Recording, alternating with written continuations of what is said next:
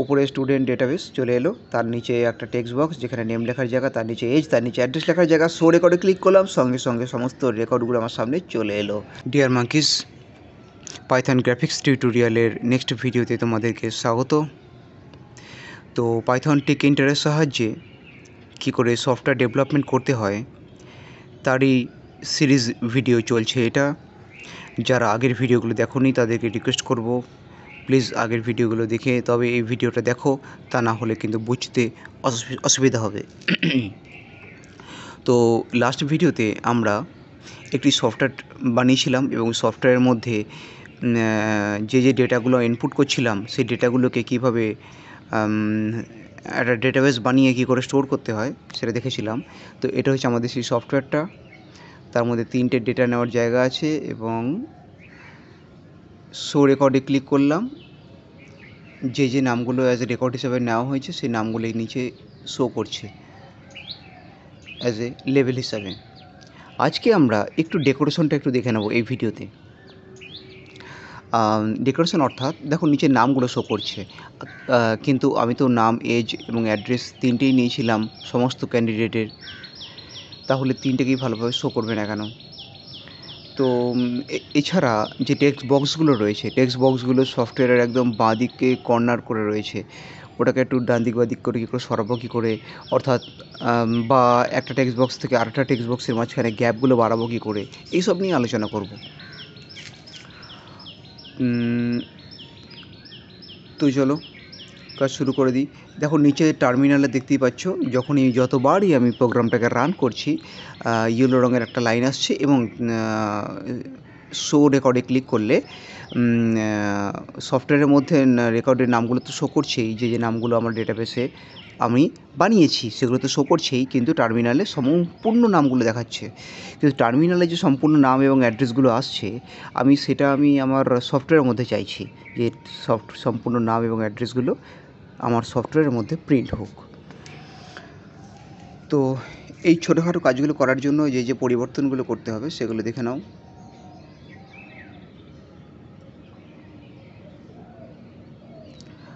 টার্মিনালের মধ্যে দেখো লিস্ট হিসাবে সম্পূর্ণ নাম এবং পরপর নাম, এজ এবং অ্যাড্রেসগুলো উইথ আইডি নাম্বার চলে আসছে। আচ্ছা, এইসব বারবার কোণা ধরে আমাকে ছোটো বড়ো করতে হচ্ছে, এটাও একটা প্রবলেম। শো রেকর্ডে ক্লিক করলাম, দেখো এবার কিন্তু নাম, এজ এবং অ্যাড্রেস, শর্ট অ্যাড্রেস যেটা আমি দিয়ে রেখেছি, এবং তার সঙ্গে সঙ্গে 1 2 3 4 এটা কিন্তু হচ্ছে তোমার সিরিয়াল নাম্বার বা বলতে পারো যে আইডি বলতে পারো। 1 2 3 4 করে যে আইডিটা, এটা হচ্ছে যে প্রতিটা ক্যান্ডিডেট তার নিজস্ব আইডি পেয়েছে। যেমন দেখো নমিতা নামটা আমার দুবার আছে, কিন্তু তার আইডি আলাদা আলাদা। আইডি যদি ডুপ্লিকেট না হয় তাহলে পার্টিকুলার কোনো একজন ক্যান্ডিডেটকে ডিলিট করা বা আপডেট করা সহজ হয়ে যায়। একই নামে দুজন ক্যান্ডিডেট থাকতেই পারে, তবে তার আইডি তো আলাদা আলাদা হবে। তো দেখো এখানে আলাদা আইডি হয়েছে। তো দেখে নিলে আমি প্রোগ্রামের মধ্যে কী পরিবর্তন করলাম। অ্যাকচুয়ালি আমাকে কোয়ারির মধ্যে পরিবর্তন করতে হবে। কোয়ারির মধ্যে এই জায়গাটায় দেখো, এখানটাতে রেকর্ডস,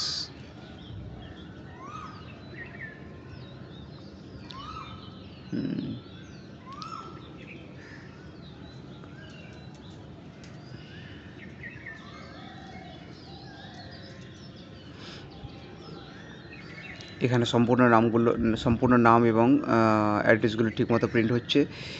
কী পরিবর্তন করলাম, কোয়ারির মধ্যে গিয়ে যেখানে রেকর্ডস লেখা আছে তার পাশে থার্ড ব্র্যাকেটের মধ্যে 0 লিখেছিলাম। 0 অর্থাৎ ইন্ডেক্স নাম্বার 0, অর্থাৎ প্রথম যে ডেটাটা অর্থাৎ নামটা সেটাই শুধু প্রিন্ট হচ্ছিল। আমি যেহেতু 0টা সরিয়ে দিলাম তোমাদের সামনেই এক্ষুনি, তো সেই জন্য পুরো নাম এবং সব কিছু সামনে চলে এলো। তো আরও কিছু পরিবর্তন করতে হবে।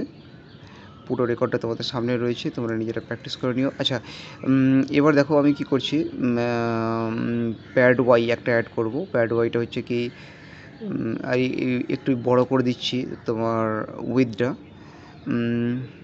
নেম, এজ এবং অ্যাড্রেস তার যে এন্ট্রি বক্সগুলো রয়েছে, টেক্সট বক্সগুলোকে একটু লম্বা লম্বা করে দিলাম, উইথটা চেঞ্জ করে টেক্সট বক্সগুলো একটু লম্বা লম্বা হয়ে গেল।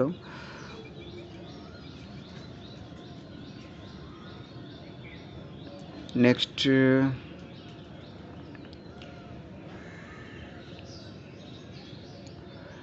প্যাড ওয়াইটা অ্যাড করব।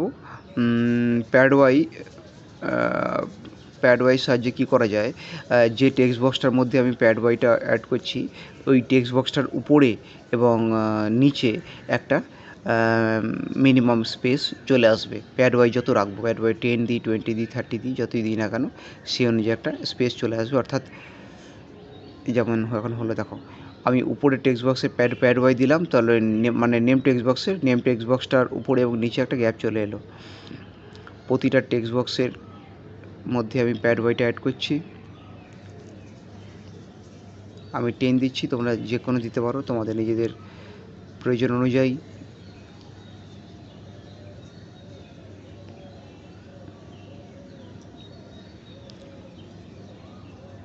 র কলম, আচ্ছা ওই লাইনের মধ্যে দেখো প্রতিটা টেক্সট বক্স থেকে অনেকটা দূরে চলে গেছে এবং দেখতে হয়তো ভালো লাগছে বা আগের ঘিচিমিচি লাগছিল ব্যাপারটা, সেটা এখন আর নেই।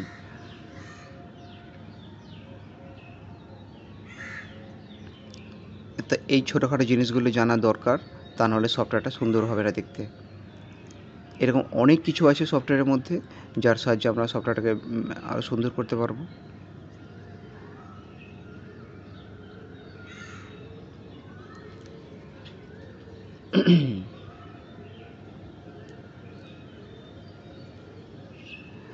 এবার একটা নিউ লেভেল ক্রিয়েট করব।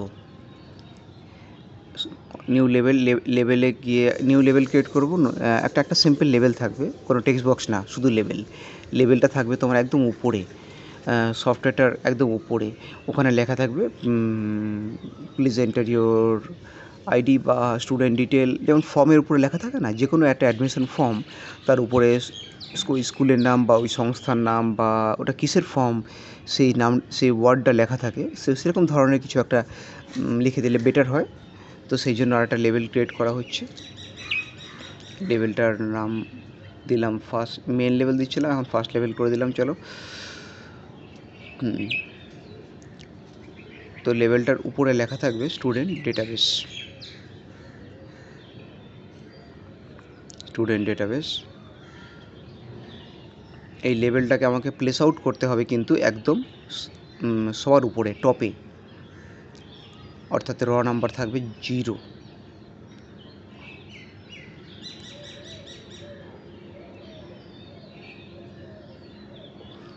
লেভেলটার নাম দিয়েছি first underscore level. Dot grid করতে হবে, এখনই স্পেলিং মিস্টেক হচ্ছিল।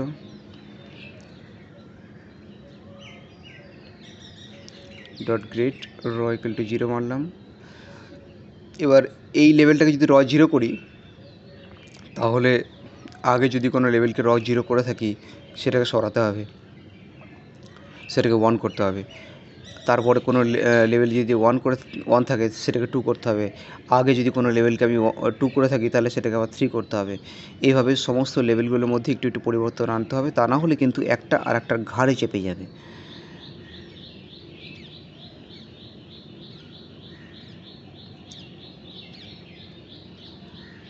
যারা সিরিয়াসলিভাবে ভিডিওটা দেখছো এবং শেখার ইচ্ছা আছে তাদেরকে রিকোয়েস্ট করব, ভিডিওটা যদি মোবাইলে তুমি দেখো তাহলে কি কম্পিউটারে পরপর একসঙ্গে করতে থাকো, ভিডিওটা দেখে কন্টিনিউ প্র্যাকটিস করতে থাকো। কারণ কি প্র্যাকটিস সঙ্গে সঙ্গে করতে থাকলে কী হবে, পরে করব আগে দেখে নিই এইভাবে করলে কিন্তু হবে না। ভিডিওটা দেখো এবং প্র্যাকটিস করো। হ্যাঁ, যেটা বললাম একটা ভুল হলো, দেখো আমি উপরের স্টুডেন্ট ডেটাবেস লেভেলটা তো সেট করলাম, কিন্তু নিচে বাঁদিকে লেভেলগুলো সরে গেছে কিন্তু টেক্সট বক্সগুলো সরেনি, অর্থাৎ টেক্সট বক্সের র নাম্বারগুলো আমাকে চেঞ্জ করতে হবে। টেক্সট বক্সের র নাম্বারগুলো আমাকে পরিবর্তন করতে হবে। দেখো যেভাবে করছি আমি, প্রথম থেকে যদি পরপর ভিডিওটা দেখা যায় তাহলে কিন্তু খুবই সহজ হবে। এই দেখো উপরে স্টুডেন্ট ডেটাবেস চলে এলো, তার নিচে একটা টেক্সট বক্স যেখানে নেম লেখার জায়গা, তার নিচে এজ, তার নিচে অ্যাড্রেস লেখার জায়গা। শো রেকর্ডে ক্লিক করলাম, সঙ্গে সঙ্গে সমস্ত রেকর্ডগুলো আমার সামনে চলে এলো। সমস্ত রেকর্ডগুলো আমাদের সামনে চলে এলো।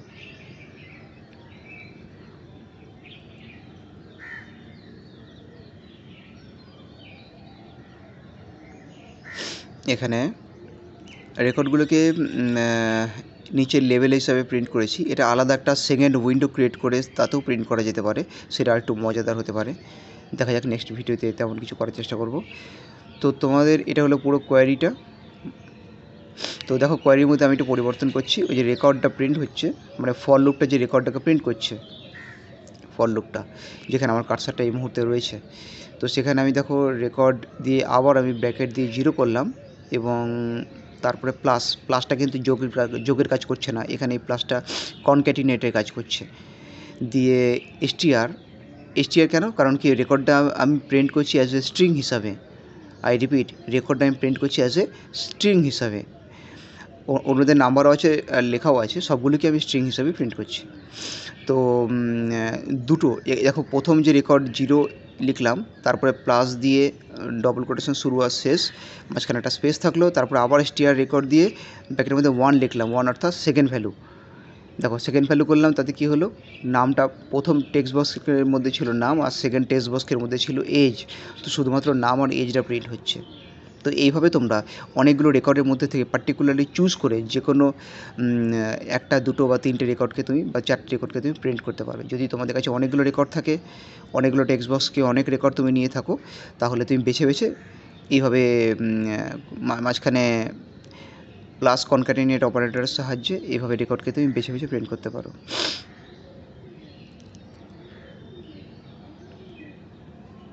আচ্ছা, আমি এবার 3 করলাম, মানে লাস্ট যে আইডিটা, এবার ওটা প্রিন্ট হবে। দেখো দেখো স্টুডেন্টের নেম এবং তার পাশে তার আইডিগুলো প্রিন্ট হচ্ছে। তার আইডিগুলো ইন্ডেক্স নাম্বার ছিল 3, তাই আমি ওখানে 3 লিখলাম।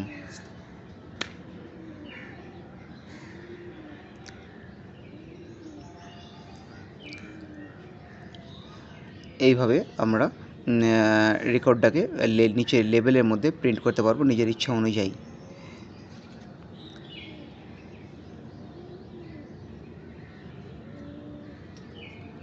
যেটুকু দরকার সেটুকু।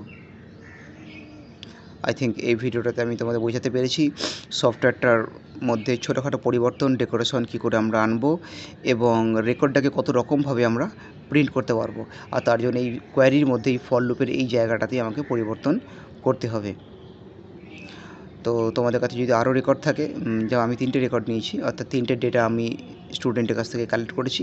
তোমরা যদি আরও ডেটা কালেক্ট করে থাকো তাহলে সেগুলোকে এরকমভাবে প্রিন্ট করতে পারো। আর যদি সমস্ত রেকর্ডগুলো একসঙ্গে প্রিন্ট করতে হয় তাহলে কিচ্ছু লেখার দরকার নেই, একদম প্রথমে যেটা করলাম আমি সেটাই করবে। থার্ড ব্র্যাকেট 0 সব কিছু সরিয়ে দেবে, শুধু রেকর্ড থাকবে।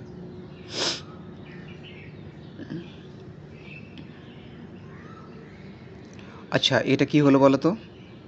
আমি যে একটা অবলিক দিয়ে টি লিখলাম, অবলিক টি মানে হচ্ছে কিন্তু ট্যাব, টি মানে হচ্ছে ট্যাব। যেমন লাস্টে অবলিক দিয়ে এন্ড করা আছে তাতে কিন্তু নিউ লাইন ক্রিয়েট হচ্ছে, তেমন অবলিক দিয়ে টি করাতে ট্যাব ক্রিয়েট হয়েছে। ট্যাব ক্রিয়েট করাতে কী হচ্ছে, ফার্স্ট রেকর্ডটা এবং সেকেন্ড রেকর্ডটা, ফার্স্ট রেকর্ডটা এবং থার্ড নম্বর রেকর্ডটা, দুটো রেকর্ডের মাঝখানে একটা গ্যাপ চলে আসছে। এই গ্যাপটা তৈরি করার জন্য কী বলে ওটাকে, এই অবলিকটা দিয়ে একটা টি লেখা হয়েছে ছোটো হাতের, যার সাহায্যে একটা গ্যাপ চলে আসছে। যদি ভালো লাগে বা যদি প্রয়োজন হয় তাহলে এরকম করা যেতেই পারে। বারবার শো রেকর্ডে ক্লিক করে দেখে নেবে। আচ্ছা, এবার আমি দেখো কলমের কোয়ারির কোয়ারি যে লেভেলটা প্রিন্ট করছে তার কলম নাম্বারকে চেঞ্জ করলাম, কল স্পেনকে সরিয়ে দিলাম বা কলম নাম্বার চেঞ্জ করে দিচ্ছি, র নাম্বার চেঞ্জ করে দিচ্ছি। তাতে তাতে তাতে তাতে কোয়ারির এই লেভেলটা আলাদা আলাদা জায়গাতে চলে যাচ্ছে। দেখো কোয়ারির লেভেলটা আলাদা আলাদা জায়গাতে অবস্থান করছে। এরকমভাবেও তোমরা কোয়ারির লেভেলটা, মানে কোয়ারির যে জায়গাতে প্রিন্ট করছে ভ্যালুগুলোকে, সেই জায়গাটাকে তোমরা স্থানান্তরিত করতে পারো। কল স্পেন কিন্তু কলমকে মার্জ করে।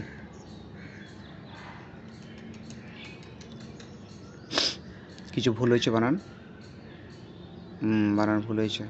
ও কল স্পেনে বানানটা ভুল হয়েছে, দেখো COLU LO হয়ে গেছে।